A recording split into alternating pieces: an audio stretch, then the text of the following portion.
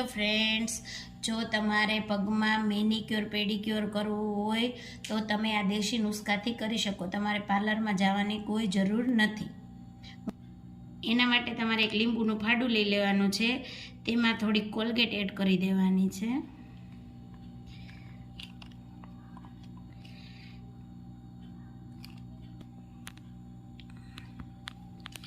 પછી ચપટીક સોડા લઈ લેવાનો છે ખાવાનો.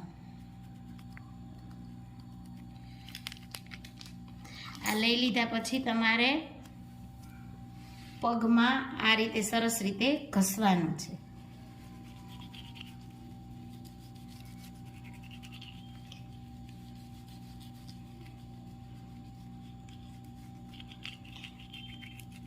પાર્લર કરતાં પણ સરસ રિઝલ્ટ મળે છે.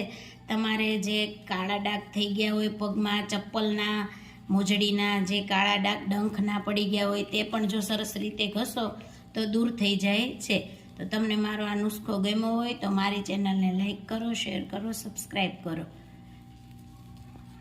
તમે જોઈ શકો છો આપણે જે નુસ્ખો અપનાવ્યો એના પછી પગનું રિઝલ્ટ કેટલું સરસ આવે. તો આવી રીતે તમે કરશો તો તમારે મેનિક્યોર પેડિક્યોર કરાવવા માટે જવું પડશે નહીં પાર્લરમાં.